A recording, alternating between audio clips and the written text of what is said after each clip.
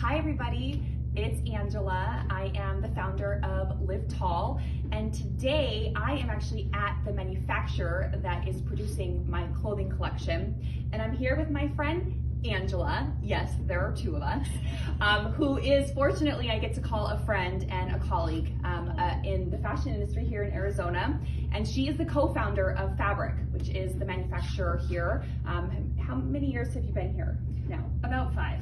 5 years. Yeah. Okay. So 5 years at Fabric, but Angela has her entire career and basically life in the fashion industry. Yeah, that's more like 25 years. Exactly. So I wanted you guys to hear from Angela today. She is an expert, and like I said, I'm lucky to call a friend here in town. So first, Angela, why don't you tell us a little bit about your experience in the fashion industry? Oh, okay. All of it. Okay.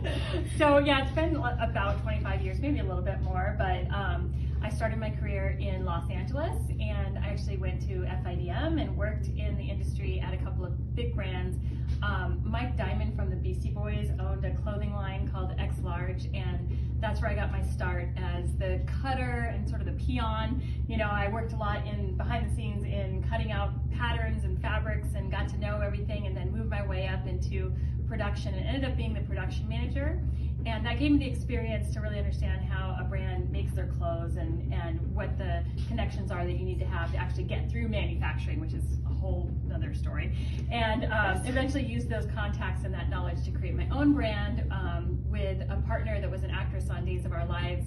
And she and I co-founded this brand called Wench, and we produced in Los Angeles and sold internationally, and then eventually I moved back here to Arizona, where I'm from, closed that brand down because there were no resources in Arizona, and started up Fabric so that I could help other people pursue their manufacturing dreams, and was teaching fashion at virtually every fashion school in Arizona for a long time, and then eventually opened up this place as an incubator. Yeah, it's so exciting. And like she mentioned, she's got all of her background too in teaching. And like a very fun fact, I've talked about the fact that I've wanted to start Liv Tall for a number of years and have this passion inside to create a line. But Angela actually taught me, prior to Fabric being in existence, like a little course, a beginner course, when I went to her and I said, I have this idea. And she started me with the basics, which is so amazing. And then, like you said, you've turned it into an incubator, which, I mean, we're just so lucky that it's here in town. Yeah, so talking about Fabric, so then tell us a little bit about Fabric and what you do. And you said you've been here for 5 years now. Awesome, yeah. So basically it was about 15 years of sort of building a community in Arizona to figure out how to provide the resources that people needed to make their product. And the biggest thing that was needed was the no minimum manufacturing, because as you know, when you first start out, you have no idea how many pieces you're gonna need, and you might not need to make 5,000 of them, and usually that's like a minimum when you go to a factory. And so I wanted to create a place that would offer no minimum manufacturing so people could get started and kind of feel it out first and test the waters before they committed to making so many pieces. But I knew that the no minimum manufacturing didn't exist for a reason. Really isn't going to make a factory any money. It's going to lose you money. So there needed to be some other income generating things within the facility that would allow that. And so the idea for an incubator came about 2010. And at that point I had spent maybe almost a decade kind of pulling together the community in Arizona with a directory so everybody could find each other, and with fashion shows and other networking opportunities and teaching and everything, and consulting and helping people understand things. So I wanted to create this incubator, and I ended up partnering with another brand owner who also understood the lack of resources, because she had to go to Los Angeles to manufacture her stuff, realized how hard that is. You have to like actually be there in the facility when they're making your stuff. If you're not, things can go wrong, and that happened. So the two of us partnered, and we decided to create this place, and we needed it to be big enough to offer event space in order to be able to have that income generation that would help us offset the loss of the no minimum manufacturing service that we offered. So we ended up in a City of Tempe building, which used to be a performing arts theater, and it already had a big theater space that we converted into an event space. So we rent out the event space, and that income helps us offer the no minimum manufacturing. It also happened to come with offices and photo studios and hair and makeup rooms and all kinds of other great resource spaces that we use to generate income in other ways too. So a designer can have an office here, they can shoot their product in the photo studio, they can can record a podcast in the recording studio. It's got virtual event capabilities, a little bit of everything. And I think it's so amazing because before you had fabric, you were saying, you had your label board, so you're really creating like that fashion community. And I feel like now it's also like to life here, where you have all those resources. So anybody in the fashion industry here in Arizona, like has you as a resource, which is so great. Oh, so exciting. Thanks. I'm so excited you're here.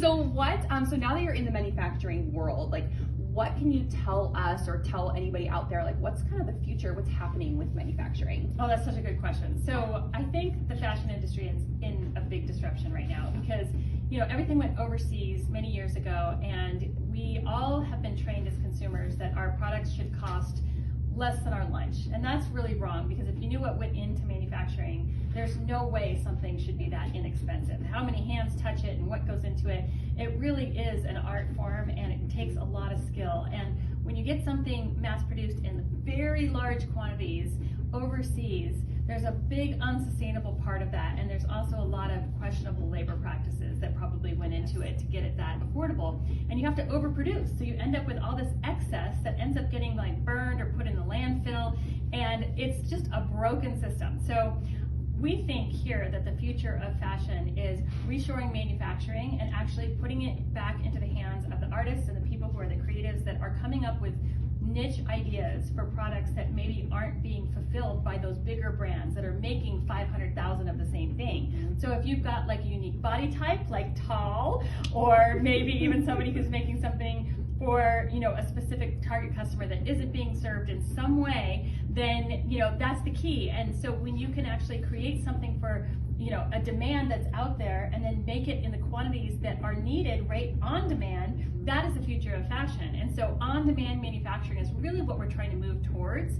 By offering the no minimum manufacturing, it gives somebody the experience of just testing the waters. But once you get things going and you can actually make something to order to your customer specifications and let them pick out, the print that they want, or the colors, or the size, The inseam length, all of that stuff is where the future of fashion is going. But it's not quite there yet, and we're developing that here actually in Arizona. We have another facility that is working on that right now, and so it does involve a lot of technology, because really to compete with the labor prices, you need to kind of take out some of the human part of it, and you need to kind of replace it with the robots a little bit. You need a little bit of that to be tech, and that tech is going to be automated stuff that can make it more efficient, and that way the prices can actually balance out a little bit. So the more tech that's involved, like automated cutters, automated systems that are going to manage the whole production for you and things like that, that can take out some of that human labor, then we get the cost to be a little bit more competitive. So in my opinion, that on-demand technology kind of factory is the future. Yep.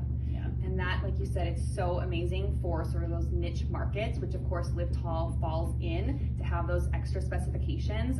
So I'm excited that not only do I have this in my backyard, but I'm part of, I feel like, the future of fashion and manufacturing. And I feel like the future is just full of opportunities, not only just for me in creating a small brand, but so many other designers that maybe didn't have that choice or that option before. So. And it's sustainable. I mean, you're not overproducing, and you're doing something responsible and sustainable, and there's a story behind it, and there's a person behind it. That's so different than what we're all used to in fashion. And I feel like that, I think, like you talked about from the manufacturing side, but the consumer, I think, is having that awakening too. Yes. We were at home for a year, and we had time to like really stop and think about what we were spending our time doing, maybe spending our money on, and really evaluating what is important. So I think it all kind of comes together, and it's just exciting to see and be a part of. Well, I think that kind of goes hand in hand with my last question about the future of fabric. You talked about sort of the on-demand manufacturing. So tell us, like, what's next? Yeah, so that is the future of fabric. So basically, we are this incubator space is, it's got everything that somebody needs, and it's everything from the manufacturing to the event space to the photography to the business startup to the branding help. I mean, it's a little bit of everything all under one roof. So that's what the future is. That's what the president. That's what we're always going to be doing here. But like I said, we've kind of branched out into trying the on-demand stuff in a factory down the street. And I think that by doing that and by attracting smaller brands from all over the nation to this on-demand technology, we could actually make Arizona like the new destination of a fashion capital. You know, the big fashion capitals, the traditional fashion capitals like New York and LA and stuff, they're kind of like big ships that are having a hard time turning. I mean, they're stuck in like an old model that, you know, we can just start a fresh model here because we don't have that history. So, you know, we're already seeing it happen. There's all kinds of brands coming to us from all over, even from places like New York and LA, because they can take advantage of this no minimum stuff, and then they can start working with us on the technology, on the on-demand. So I think the future of fabric, but also the future of Arizona, is leading the way in a new generation of what the fashion industry should look like, and kind of setting that up as the model that people should follow, I hope. Yeah. Amazing. And she's leading it. Oh. Okay, it's so wonderful. So thank you again. Again, I just wanted to show you what I'm working with here in Tempe. I'm just so proud not only to be working with a local female-owned manufacturing company, but to have the ability to be ethical, to be sustainable, and to be made in the USA. Just very, very exciting. So I can't wait for the first collection coming to you this summer. We're working really hard on it right now, and I look forward to talking to you all again soon. Thank you so much, Angela, for taking this time to share and just tell us everything that you know. Thank you, Angela. I know, we're cute. We're the Angelas. Angela squared. All right. Thank you so much, everybody. Take care.